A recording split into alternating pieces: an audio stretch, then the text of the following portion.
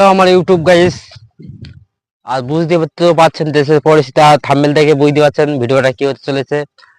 আজ ভাঙড়ে হাই মাদ্রাসায় নমিনেশন ফাইল জমা দিতে গিয়ে সেই এখান থেকে 1 মাস আগে, এখনো 1 মাস পুরিনি, মারা হয়েছিল। কে মেরেছিল? টিএমসির নেতা। আর টিএমসির লোক মারা গিয়েছিল। আজ 1 মাস পুরতে দিল না, আজকে হাই মাদ্রাসায় নমিনেশন ফাইল জমা দিতে শাসক দলের নেতারা সেখানে গিয়ে ঝামেলা করে। তো ভাইজান কি বলছে, ভাইজানের মুখ দিয়ে শুনতে থাকি। আর আমাদের চ্যানেলে সবাই একটু সাবস্ক্রাইব করবে, আর নতুন ভিডিও পেতে আমার পাশে থাকবে। আর চলো, আমাদের সেই ভাঙড়ের বিধায়ক, প্রতিবাদী মুখ, কণ্ঠ মুখ, প্রতিবাদ করা মুখ, সেই আইএসএফ এর নওশাদ ভাইজান কি বলছে তার মুখ দিয়ে শুনি সেই ভিডিওটা। তো চলো দেখা যাক। আজ ভাঙড়ে হাই মাদ্রাসা অভিভাবক প্রতিনিধি নির্বাচনের অভিভাবকরা যে নমিনেশন করবে তার দিন ছিল। ইন্ডিয়ান সেকুলার ফ্রন্টের পক্ষ থেকে 6 জন অভিভাবিকাকে ঠিক করা হয়েছিল এই অভিভাবক নির্বাচনে প্রতিদ্বন্দ্বিতা করার জন্য। আমরা খবর পেয়েছিলাম ইতিপূর্বেই যে এখানে তৃণমূল কংগ্রেস শওকত মোল্লার নেতৃত্বে একটা অরাজকতা করতে পারে, নমিনেশনে ডিস্টার্ব করতে পারে। আমরা লোকাল প্রশাসনকে জানিয়েছিলাম, লোকাল প্রশাসনকে বলেছিলাম আমরা যে প্রয়োজনে তাহলে আমরাও জমায়েত করবো।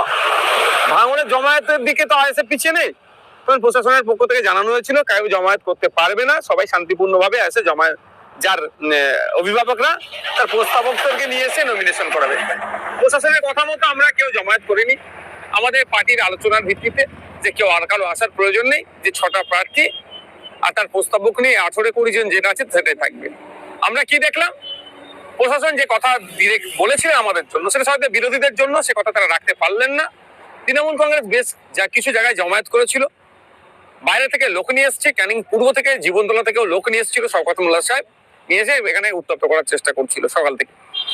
আমাদের যখন যারা অভিভাবকরা তাদের আপনার প্রার্থী প্রস্তাবকদেরকে নিয়ে থানার ওখানে পৌঁছায়, একটা পয়েন্ট করেছিল, ওখান থেকে আমরা একসাথে গিয়ে আমাদের মাদ্রাসায় গিয়ে নমিনেশন দেবে।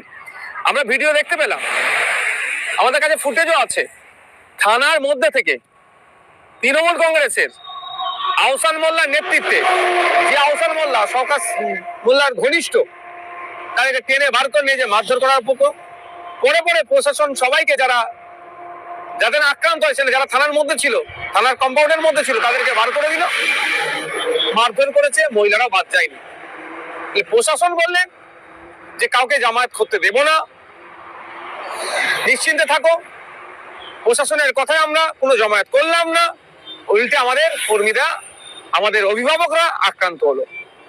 আমরা এই বিষয়টা ছাড়বো না, থানার ওখানে হচ্ছে, থানার কম্পাউন্ডের মধ্যে, যে থানার সামনে হচ্ছে, থানার সিসিটিভি আছে, সেই সমস্ত নিয়ে এটার শেষ দিকে আমরা ছাড়বো। 1 নম্বর কথা। 2 নম্বর কথা হচ্ছে, শওকত সাহেব গণতন্ত্রের কথা বলে, শওকত সাহেব বাংলার কথা বলে, অনেক গল্প শোনায়, বিনা একটা সামান্য মাদ্রাসা নির্বাচন।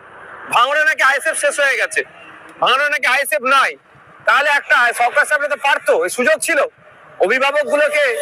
অভিভাবক নির্বাচনে অংশগ্রহণ করা, যে আইএসএফ কটা অভিভাবকদের ভোট পাই বা তৃণমূল কটা ভোট পাই, এটাও তারা চেক করতে পারতো।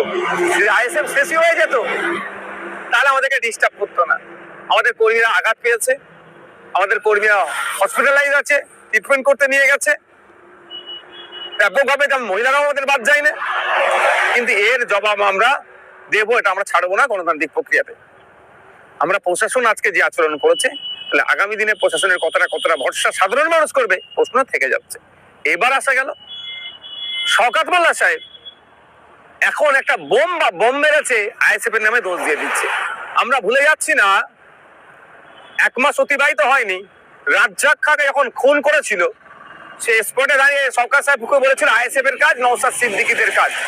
আর গ্রেফতার কে হলো? শওকত ঘনিষ্ঠ মুফাজ্জল থেকে শুরু করে তৃণমূলের একাধিক নেতারা গ্রেফতার হলো। এক্ষেত্রেও পুলিশ যদি সঠিক তদন্ত করে কারা বোমাবাজি করেছে, কারা ভাঙড়কে উত্তপ্ত করার চেষ্টা করছে, তাহলে দেখা যাবে শওকত সাহেবের ঘনিষ্ঠ লোক অ্যারেস্ট হচ্ছে, গ্রেফতার হচ্ছে বোমাবাজির কারণে।